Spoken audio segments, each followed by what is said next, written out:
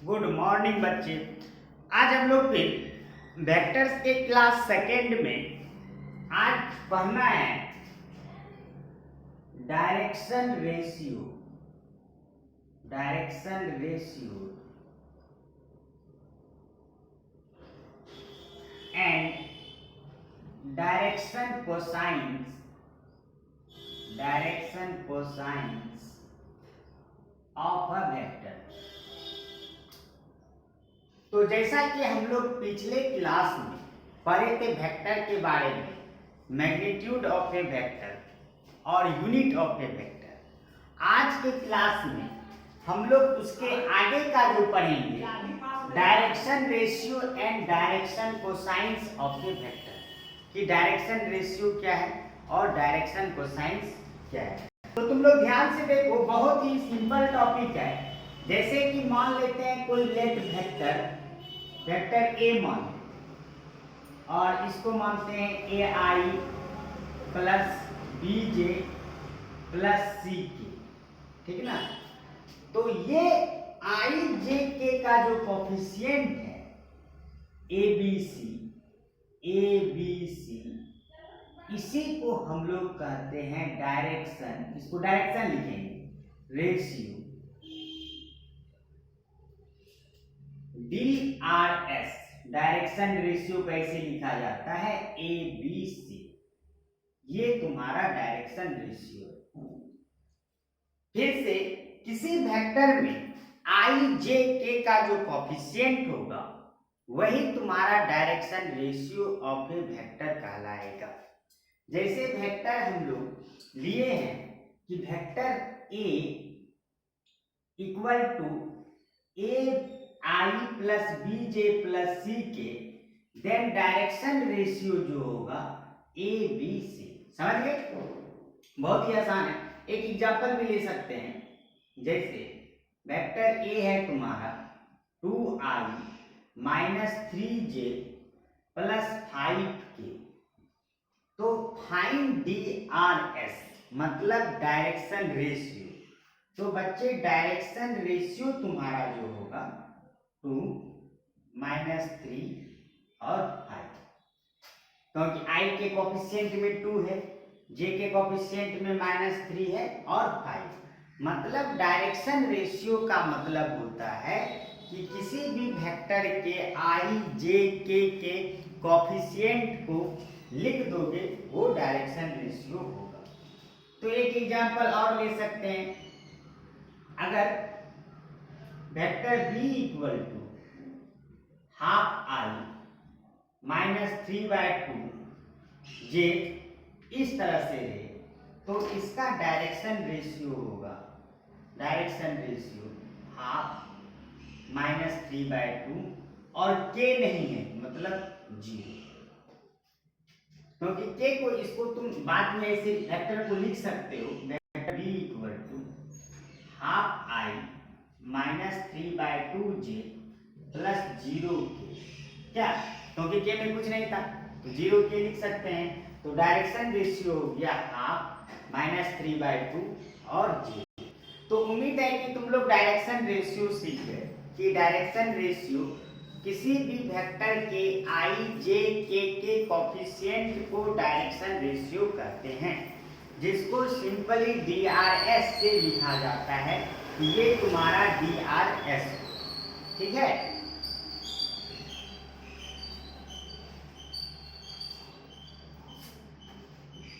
ये देखो, ये तुम लोग को सीखना बहुत जरूरी है, डायरेक्शन रेशियो और डायरेक्शन कोसाइन, क्योंकि पूरे 3D ज्योमेट्री में वेक्टर के बाद जो 3D होगा और प्लेन में ये DRS और DCS ये सब में रहेगा। हर एक क्वेश्चन में तुमको कहीं ना कहीं ये मिल जाएगा। तो क्या नोट हो गया? चलते हैं, आगे चलते हैं।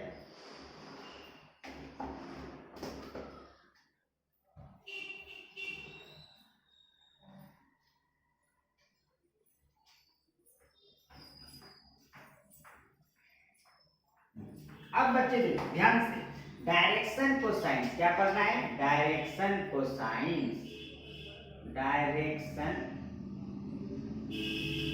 कोसाइंस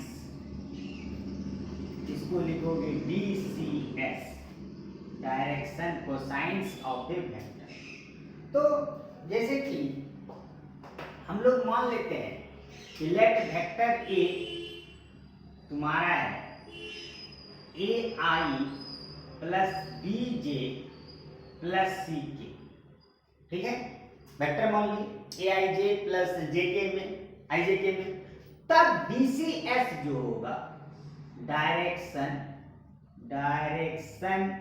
कोसाइंस, मतलब DCS शॉर्ट में लिखते हैं डायरेक्शन कोसाइंस। देखो क्या होगा,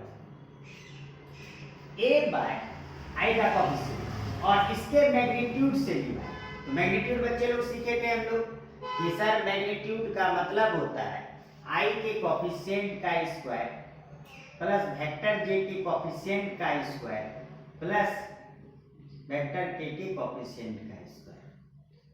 तो a by root under A square plus B square plus C square, फिर कॉमा देके b by root under A square plus B square plus C square, C by root under A square plus B square plus C square. ये भी triplet order में रहेगा। DRS और DCS ये इस तरह से 3 रहेगा और कॉमा के साथ रहेगा, ऑर्डर में रहेगा। तो डायरेक्शन कोसाइंस का मतलब होता है किसी भी वेक्टर में उसके आई वाले जो कोएफिशिएंट है उसमें उससे मैग्नीट्यूड से डिवाइड। सिंपल भाषा में जो वेक्टर रहेगा, ठीक है ना, तो a बाय इसका मैग्नीट्यूड ये होगा, b बाय इसका मैग्नीट्यूड ये होगा, c बाय इसका मैग्नीट्यूड ये होगा, ठीक है ना। तो ये तुम्हारा डायरेक्शन कोसाइंस हुआ। और डायरेक्शन कोसाइंस को जनरली डिनोट किया जाता है L, M और N से। मतलब L की जगह तुम्हारा ये हो गया, M की जगह ये हो गया और N की जगह ये सूचित कर किया जाता है, सूचित किया जाता है, ठीक है। तो L, M, N से डायरेक्शन कोसाइंस को लिखा जाता है कि L, M, N तुम्हारा डायरेक्शन कोसाइंस होता है। तो अब यहीं पे तुम जरा देखो, अगर इसी में एक रिजल्ट हम लोग जरा ध्यान से सुनो, इसको स्क्वायर करो तो ए स्क्वायर बाय इतना विदाउट रूट, रूट हट जाएगा, प्लस बी स्क्वायर बाय इतना प्लस सी, मतलब एल स्क्वायर जोड़ एम स्क्वायर जोड़ एन स्क्वायर का वैल्यू 1 होता है, ठीक ना। वैल्यू क्या होता है, 1 होता है। L square plus M square plus N square का वैल्यू 1 होता है। तो और डीसीएस में हम लोग 3D में फिर आगे और रिजल्ट को पढ़ेंगे, लेकिन वेक्टर के टर्म में हम लोग वेक्टर एक्सरसाइज में हम लोग का यही रहेगा। तो हमारा डीआरएस क्या होगा, कोई भी वेक्टर रहेगा उसका कोएफिशिएंट, और डीसीएस क्या रहेगा, कोएफिशिएंट के साथ उसके नीचे में मैग्नीट्यूड से डिवाइड। तो समझ गए होंगे तुम लोग। तब अब आगे फिर बढ़ते हैं, नोट भी करते चलो। ये तुम्हारा हो गया डीआरएस और डीसीएस। अब तो एक एग्जांपल इस पे लेते हैं, एक क्या लेते हैं, एग्जांपल।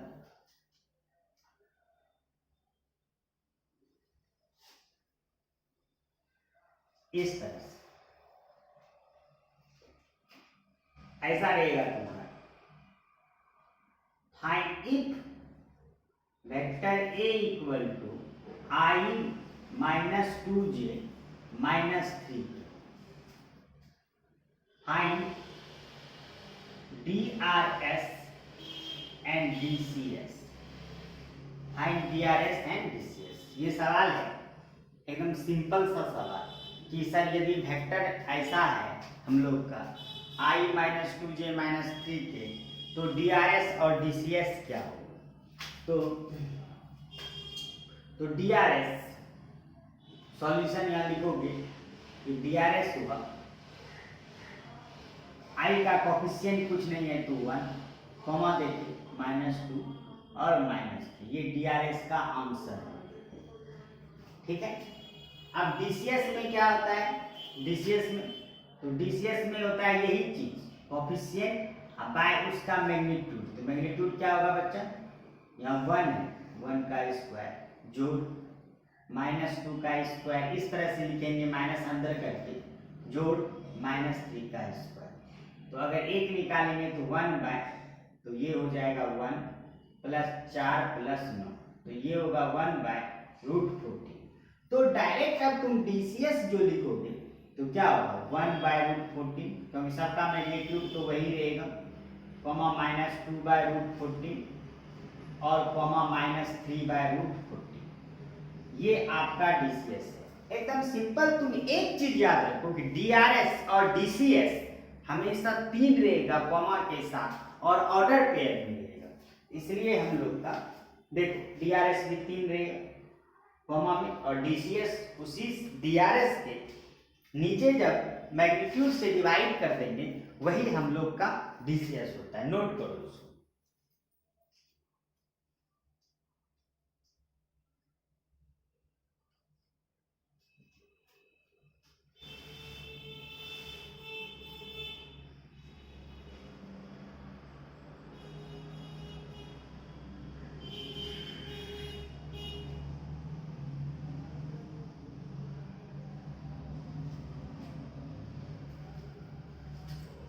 तो ये वेक्टर में हम लोग डीआरएस और डीसीएस अब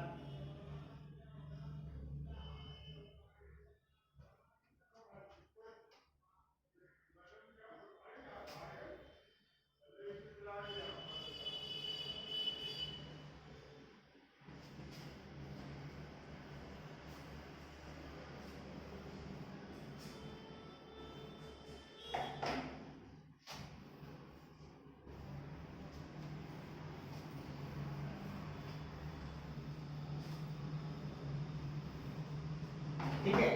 अब देखो इस पहला एक्सरसाइज में जो वेक्टर का जो फर्स्ट फंडामेंटल वेक्टर पढ़ रहे हैं, और तो इसमें अब कुछ नहीं, अब तुमको सवाल कुछ अलग अलग मिलेगा, जैसे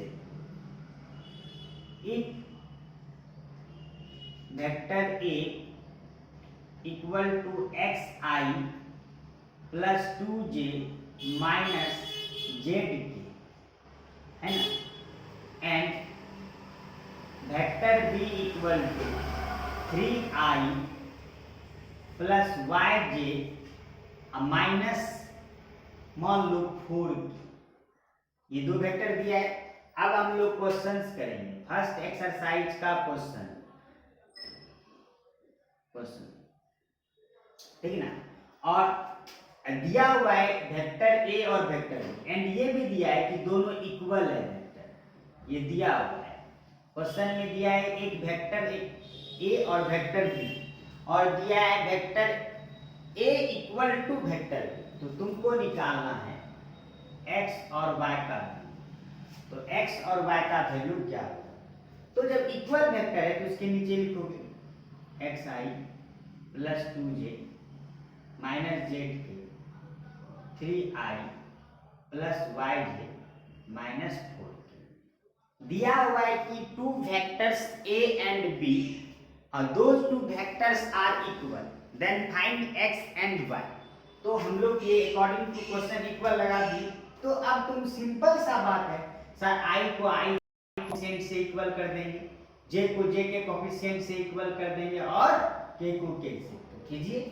तो x इक्वल टू क्या आएगा 3, i नहीं लिखेंगे, ऐसे भी लिखोगे तो कट जाएगा, तो लिखना नहीं, और y इक्वल टू क्या होगा 2, और इधर देखो माइनस, माइनस हमेशा अगर आता है कहीं कोएफिशिएंट में तो साथ लेके चलना होता है, फिर -4, तो तुम्हारा z इक्वल टू 4, तो आंसर आ गया x equal to 3, y equal to 2 और z इक्वल टू, ये हुआ आंसर। ठीक, इक्वालिटी ऑफ द वेक्टर्स में तुम लोग सीख गए।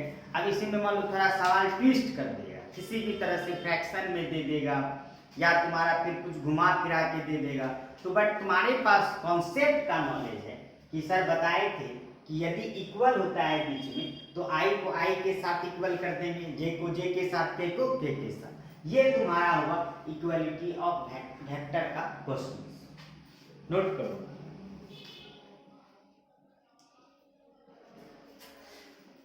हम लोग इस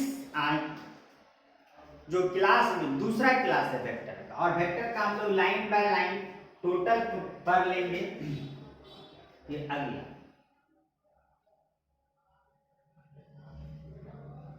मिटा देना, यस ठीक है।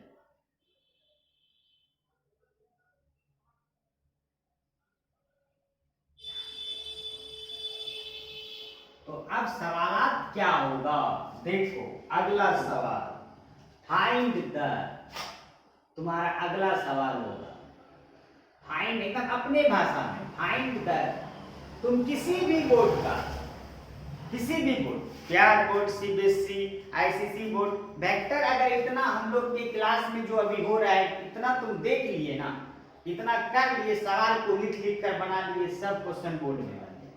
Find the unit vector, vector of magnitude, magnitude 10 units in the direction of, in the direction of vector a equal to I minus 2j plus k। सवाल को समझो, सवाल को समझो, कहता है एक यूनिट वेक्टर निकालना है। क्या निकालना है बच्चे? यूनिट वेक्टर, यूनिट वेक्टर इसका निकालना है। सॉल्यूशन है इससे, ध्यान से, एक यूनिट वेक्टर निकालना, मान लो एक वेक्टर है ए, इसका यूनिट वेक्टर निकालना है। यूनिट वेक्टर का मतलब ए कैप निकालना है, निकालना है, लेकिन उसका जो मैग्नीट्यूड होगा वो 15 है।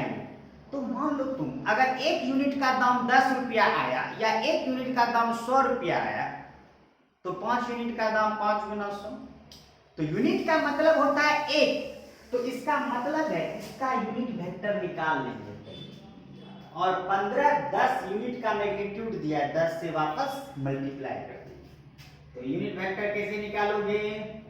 बोले थे जो वेक्टर रहेगा उसी वेक्टर के मैग्नीट्यूड से क्या कर दोगे?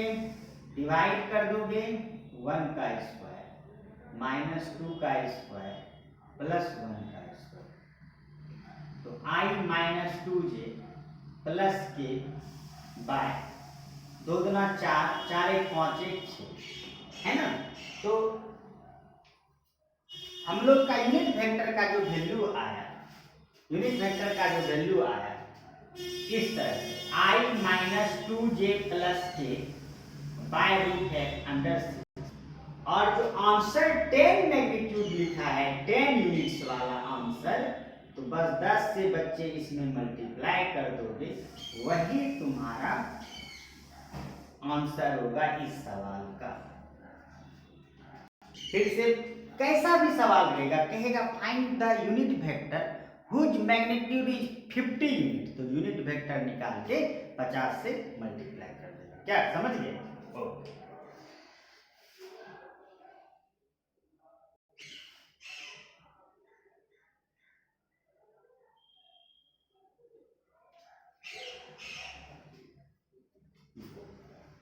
ठीक है। अब अगला सवाल नोट करो जल्दी।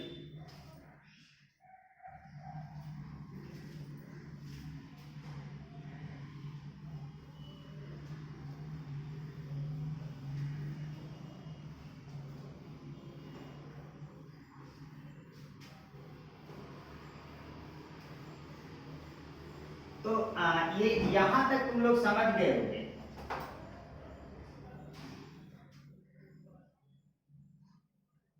अब एक चीज बताते, देखो आसान, देखो मैथ्स में क्या है ना, यदि आप आसान भाषा में समझते हैं तब आपका कॉन्सेप्ट जो होगा, उसका जो मैथमेटिकल कॉन्सेप्ट है, तथ्य जो है वो बहुत ही क्लियर हो जाएगा। तो अब देखो एक चीज बताते हैं, एकदम सिंपल, ज्यादा झोल जाने। जैसे मान लो 2 पॉइंट दिया रहेगा, पॉइंट ए और पॉइंट बी, है ना। तो वेक्टर ए बी का वैल्यू सीधा तुम क्या करना, vector B minus vector A कर दो। जैसे वेक्टर पी क्यू निकालना है, उल्टा घटेगा, क्या करोगे, क्यू माइनस पी। क्या, जैसे वेक्टर मान लो वाई जेड निकालना, क्या करेंगे, vector Z minus vector Y. क्या, तो इसी को कहेंगे, जैसे अगर हम वेक्टर ए बी को लिख रहे हैं, ए बी को, तो तुम जो लिख रहे हो B vector minus A vector, तो इसी में रहता है ये origin, O B minus origin, या ऐसे लिखो या ऐसे, लेकिन सिंपल क्या लगे बताओ, वेक्टर ए बी है तो सीधा बी घटा है, पी क्यू है वेक्टर पी घटा, सॉरी क्यू घटा पी, इस तरह, मतलब उल्टा मैंने। अब जो सवाल क्या रहेगा इस तरह का सवाल हम लोग का क्या रहेगा, इफ क्वेश्चन रहेगा इफ ए 1 2 3 और बी, शॉर्टकट में हम सवाल लिख रहे हैं -2 1 और -3, मान लो इस तरह से, find a vector A B निकाला। देखो ये पॉइंट है, ये क्या है पॉइंट है, तुम देख रहे हो क्योंकि ए और बी पॉइंट है, उसमें वेक्टर का साइन आई जे के नहीं है, लेकिन उस पॉइंट को वेक्टर में बदलना है। इसका मतलब तुमको ये ऐसा करना है, ये आपका ये एक पॉइंट ए है और एक पॉइंट बी है, ये 1 2 3 है और बी के जगह -2 1 और -3। तो अगर किसी पॉइंट को तुम वेक्टर में बदलोगे बच्चे, तो ये तुम डायरेक्ट यहाँ लिख सकते हो सॉल्यूशन, अगर वेक्टर ए इक्वल आई जे के सटा देंगे, क्या कर देंगे आई जे के अटैच कर देंगे 1 2 3, तो क्या होगा 1 आई प्लस बीच में प्लस का साइन 3 के, बोलो, और वेक्टर बी होगा -2 आई प्लस 1 जे और -3। क्या लग रहा है सही, समझ में तो आ रहा होगा, क्योंकि हम लोग किसी भी पॉइंट में दिया रहेगा, कुछ भी रहेगा पॉइंट में, यदि उसका वेक्टर बनाना है तो आई जे के उसमें लगा देंगे। अब तुमको ए बी निकालना, तो vector A B equal to अभी पढ़े थे vector B minus vector A, तो बी का बच्चा होगा ये -2 आई प्लस 1 जे और -3 के, ऐसे ब्रैकेट में तो माइनस, और ए के जगह 1 आई प्लस 2 जे प्लस 3। अब इसको सिंप्लीफाई कर दो, तो ये -1 आई और -2 -3 आई हो जाएगा, प्लस 1 जे और -2 जे, तो माइनस जे होगा -3 के और -3 के -6 के, तो ये आपका ए बी वेक्टर का आंसर है। क्या ये पॉइंट में रहेगा आई जे के लगा देंगे, अगर और फिर उसके बाद वेक्टर बन जाएगा, तो वो हमें हमेशा ये इसका आंसर आ जाएगा वेक्टर ए बी। ठीक है, इसको भी नोट करें।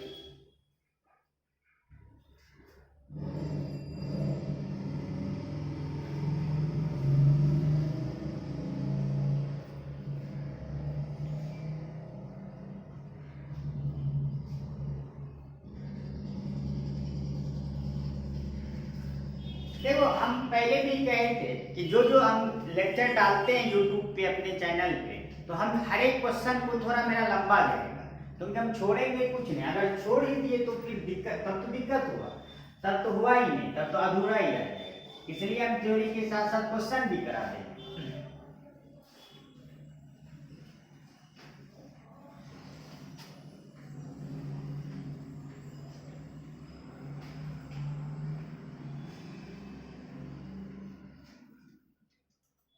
ठीक है, अब फिर एक नया चीज सिखा रहे हैं हम लोग इसी टॉपिक में, कोलिनियर वेक्टर क्या है, कोलिनियर वेक्टर क्या, कॉन्सेप्ट कोलिनियर कोलिनियर प्रूव करने का बहुत तरीका हम लोग सीखे, कोलिनियर प्रूव करने का वेक्टर 3D प्लेन तक में बहुत तरीका सीखेंगे, लेकिन अभी जो तरीका है क्या है, यदि एक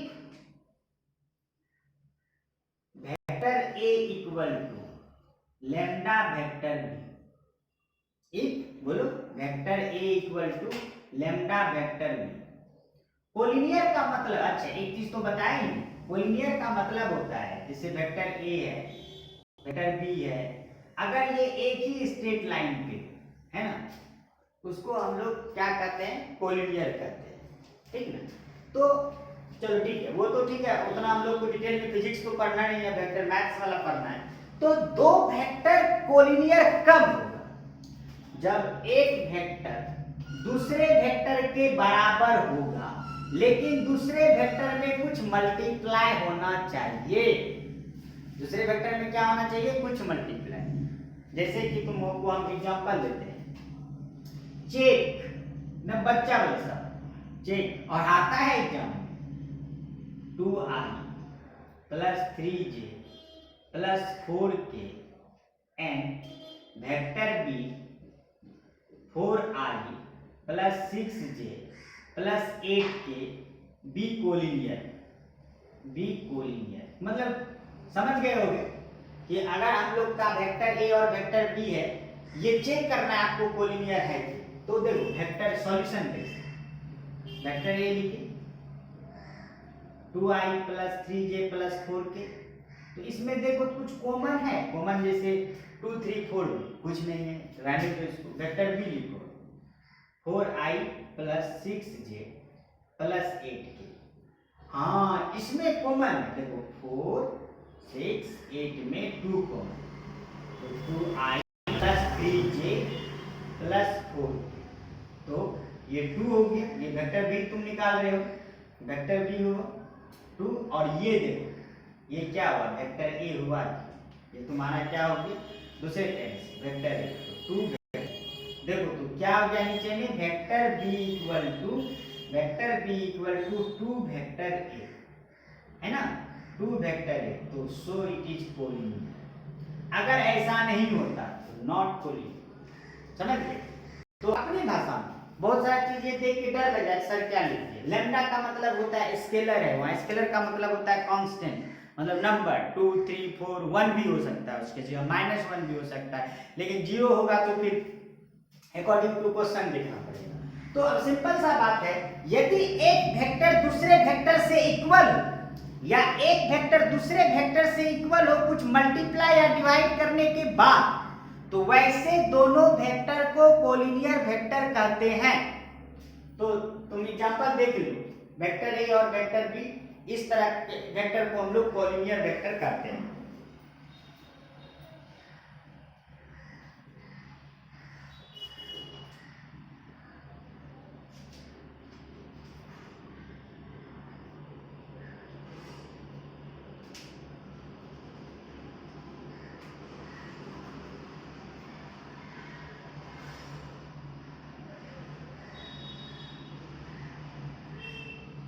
क्या समझ में आया?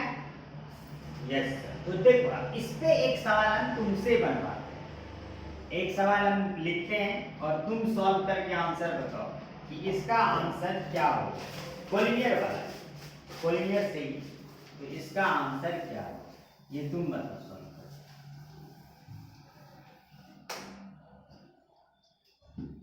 तो तुम लोग क्या क्या पढ़े याद है ना, कि पहले पढ़े थे वेक्टर को आई जे के लिखा रहेगा वेक्टर में, मैग्नीट्यूड ऑफ द वेक्टर पढ़ा, फिर यूनिट वेक्टर पढ़ा, डायरेक्शन रेशियो पढ़ा, डायरेक्शन कोसाइंस पढ़ा, कोलिनियर वेक्टर पढ़े। अब इस पे सवाल, if vector P equal to 2i plus 3j plus 10k and vector Q equal to, क्या क्या बोल रहे हो?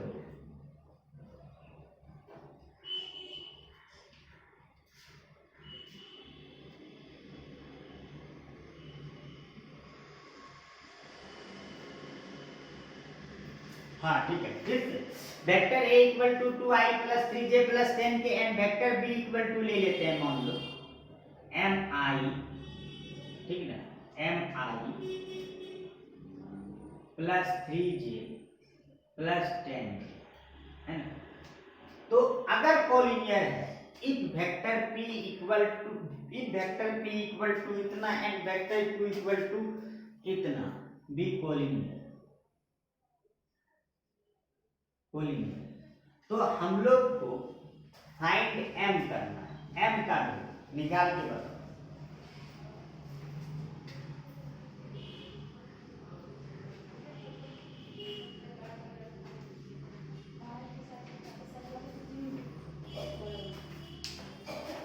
तो क्या कॉन्सेप्ट होगा बच्चे, कॉन्सेप्ट होगा कि सर आप बताए थे कि vector P and Q are collinear, vector P and Q are collinear अगर होता है तो according to question P lambda Q, lambda की जगह कभी कभी तुम K भी लिख सकते हो, तो P की जगह लिखो 2i plus 3j plus 10k और लैम्डा Q की जगह mi प्लस 3j प्लस 10 है। तो हम लोग का क्या होगा, देखो 2i plus 3j plus 10k lambda multiply करो सम में, तो 3 लैम्डा प्लस 10 लैम्डा के बोलो। तो अब i j बीच में इक्वल आ गया, i j वाला इक्वल करोगे 2 equal to lambda m, 3 equal to 3 lambda और 10 इक्वल टू 10 लैम्डा, है ना। तो यहाँ से कट गया, देखो लैम्डा का वैल्यू 1 आ गया, यहाँ से भी तुम्हारा लैम्डा 1 ही आ रहा है। अब फिर यहाँ पे लैम्डा का वैल्यू 1 रखो, n का वैल्यू आ गया 2, ठीक है। तो हम क्या किए, दो वेक्टर कोलिनियर था, तो according to concept of collinear, if two vectors are collinear then vector p is equal to lambda q, जहां पे तुमको लैम्डा, अब लैम्डा का वैल्यू निकालना पड़ेगा अब तुमको, तो हम क्या किए, इक्वल किए और मल्टीप्लाई की, तो i को i से इक्वल, क्योंकि अभी तुरंत पढ़े थे इक्वलिटी ऑफ वेक्टर में, तो जहां 2 equal to lambda m, 3 equal to 3 lambda, 10 equal to 10 lambda, तो यहां से लैम्डा का वैल्यू 1 आ गया, फिर इसमें लैम्डा का वैल्यू 1 रख दिए तो m का वैल्यू 2 आ गया। ये तुम्हारा कोलिनियर वेक्टर का कॉन्सेप्ट था और ये क्वेश्चन। तो अब पहले एक्सरसाइज में मैथ्स के वेक्टर्स में कॉन्सेप्ट हम लोग का यहीं तक था। अब हम लोग कल की क्लास से बहुत ही इंटरेस्टिंग प्रोडक्ट ऑफ वेक्टर्स पढ़ेंगे। प्रोडक्ट ऑफ वेक्टर में स्केलर वेक्टर क्या है और क्रॉस प्रोडक्ट क्या है, तो कल के क्लास में हम लोग आगे के कॉन्सेप्ट को एक्सरसाइज नंबर 2 को करेंगे। तब तक के लिए आज तुम लोग इस एक्सरसाइज को, फर्स्ट एक्सरसाइज को किसी भी टेक्स्ट बुक से और एनसीईआरटी से बना लो और फिर कल मिलते हैं। तब तक के लिए धन्यवाद।